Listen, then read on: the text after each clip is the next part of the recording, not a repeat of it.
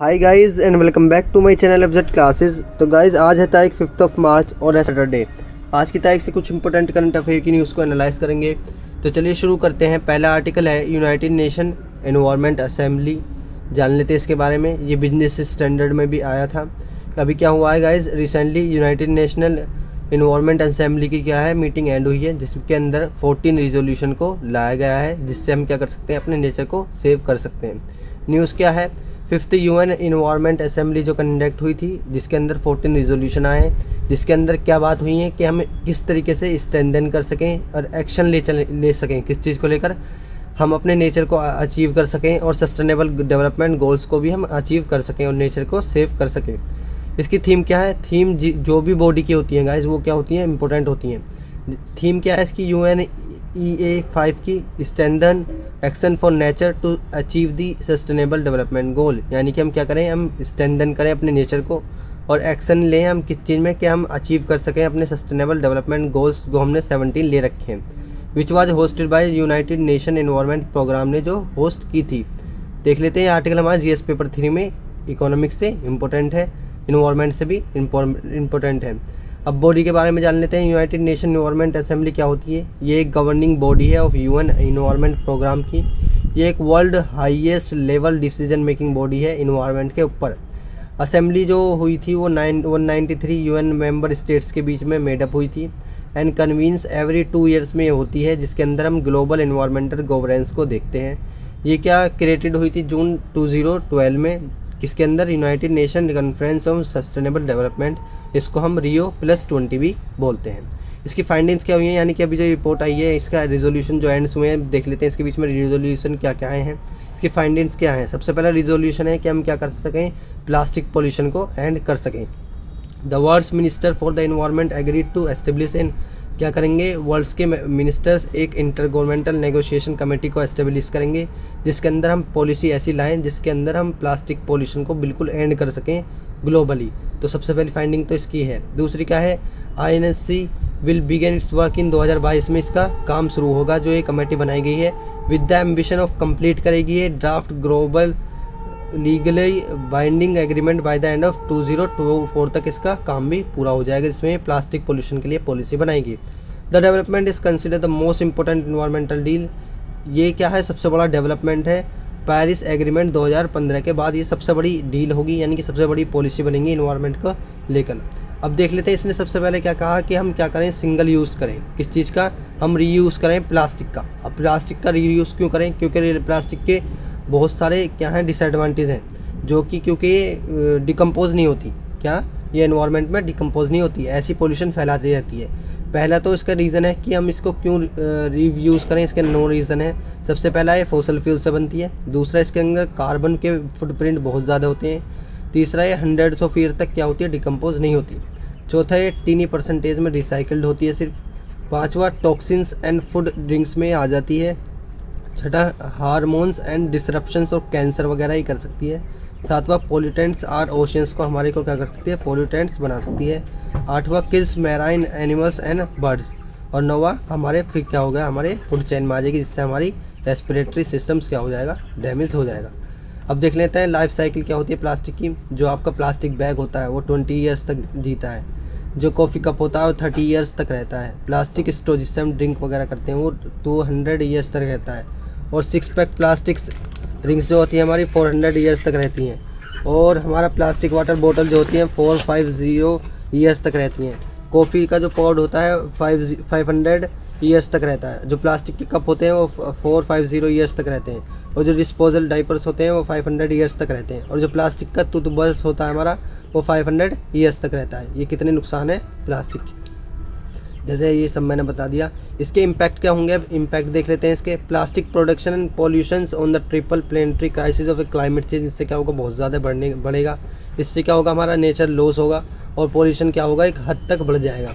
Exposure to a plastic can harm human health, यानी कि क्या होगा, अगर प्लास्टिक ज़्यादा बढ़ गई तो इससे क्या होगा, ह्यूमन हेल्थ को भी हार्म देखने को मिलेगा।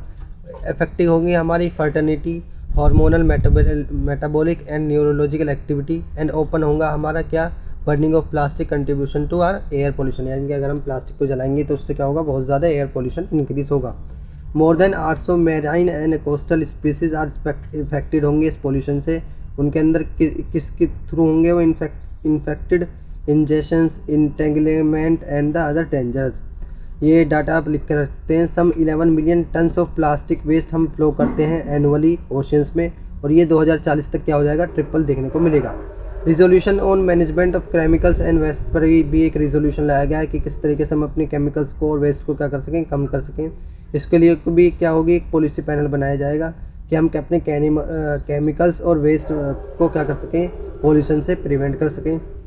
Resolution focus on nature based solution, यानी कि कोई सोल्यूशन लाया जाए जिससे हम अपने नेचर बेस्ड सोल्यूशन यानी कि अपने एक्शंस को प्रोटेक्ट कर सकें, कंजर्व कर सकें अपने सस्टेनेबल डेवलपमेंट गोल को।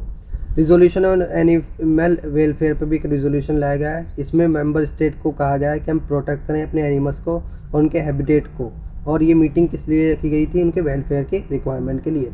अब इसने रिकमेंडेशन क्या किए हैं कि वही रिकमेंडेशन किए हैं इसने कि हम रीयूज़ करें प्लास्टिक को, उसका रिसाइकिल करें, ना कि हम उसे एक बार यूज़ करें और अपने इन्वायरमेंट में फेंक दें, जिससे क्या हो वो डिकम्पोज ना हो। सिर्फ हम क्या करें, उसका रीयूज़ करें। आई होप आपको आर्टिकल समझ में आएगा होगा। तो गाइस नेक्स्ट आर्टिकल है इंटरनेशनल इंटेलेक्चुअल प्रॉपर्टी इंडेक्स 2022। आज हम इसके बारे में सब जानेंगे।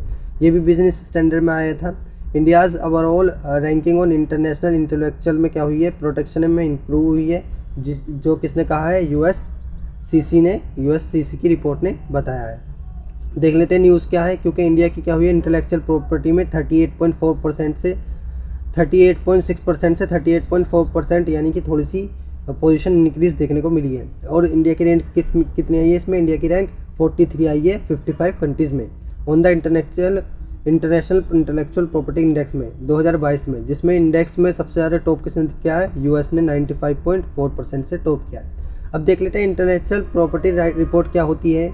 ये रेफ़र करती है कि हम किस तरीके से अपने क्रिएशन ऑफ माइंड को कर सकें, प्रोटेक्शन दे सकें। जैसे गाइस कोई इन्वेंशन करता है तो हम उसके इन्वेंशन को, उसकी लिटरेरी को, उसके आर्किटेक्चर को, उसके वर्क्स को, उसके डिज़ाइन को, उसके सिम्बल्स को, उसकी इमेज को वो कैसे अपनी कंपनी में यूज़ कर रहा है, उसको किस तरीके से हम प्रोटेक्शन दे सकें। उसके लिए क्या बनाए गए हैं, लॉज बनाए गए हैं, जैसे patent laws, copyright laws, trademark laws.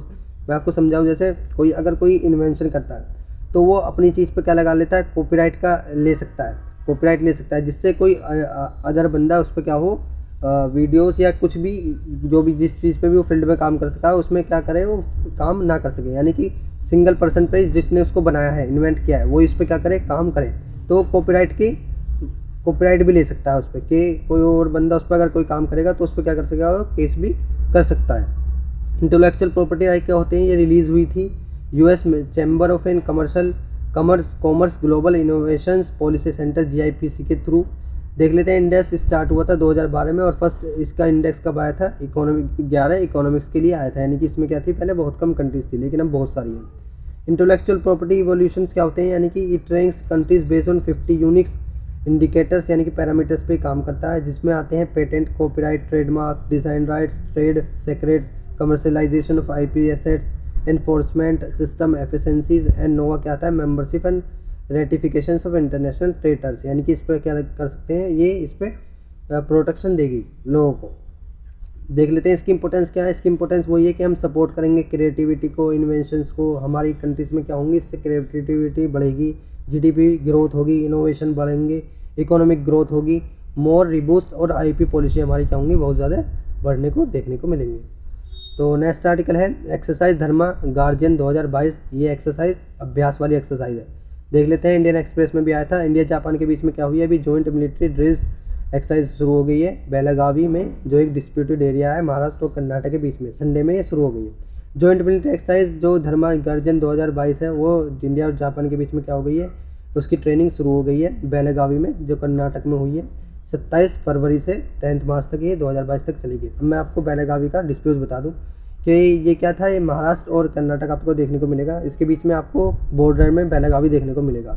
तो महाराष्ट्र कहता है ये अब मेरा है, तो कर्नाटक कहता है और ये मेरा है। लेकिन इसके अंदर क्या, मराठी बोलने वाले लोग रहते हैं। तो लिंग्विस्टिक के बेसिस पे, जैसे तेलंगाना अलग हुआ था, तो महाराष्ट्र कहता है कि मेरा हिस्सा है, ये मुझे ही दो। इसके ऊपर क्या होते हैं, हमेशा डिस्प्यूट चलते रहते हैं। एक्सरसाइज धर्मा गार्जियन 2022 एक एनुअल ट्रेनिंग इवेंट है जो कंडक्ट हुआ था 2018 में, शुरू हुआ था इंडिया के द्वारा। Joint exercise schedule includes house intervention, drills, raid on terrorist को किस तरीके से हम टैकल कर सकते हैं, combat air unarmed combat as close quarter combat, हम किस तरीके से फायरिंग को रोक सकते हैं, इस चीज़ पर क्या होती है इन दोनों के बीच में ये अभ्यास देखने को मिलता है। और अदर एक्सरसाइज क्या होती है इंडिया और जापान के बीच में देख लेते हैं। एक मालाबार एक्सरसाइज होती है जो क्वाड कंट्रीज़ के बीच में होती है। आप बता सकते हैं क्वाड में कौन कौन सी कंट्रीज़ है। India and Japan with United state Australia participate in naval war gaming exercise named Malabar, जिसका नाम है। एक जीमैक्स होती है जो नेवल एक्सरसाइज है इंडिया और जापान के बीच में। एक शनयू होती है, शनयू मैत्री, जो एयरफोर्स एक्सरसाइज है जापान और इंडिया के बीच में। तो गाइज़ आपको वीडियो अच्छी लगी होगी, वीडियो को लाइक करें, चैनल को सब्सक्राइब करें। मिलते हैं अगली वीडियो में, तब तक के लिए थैंक यू, जय Hind and never give up. और ये मैंने कुछ क्वेश्चन लगाए, इनका आंसर कमेंट में दें।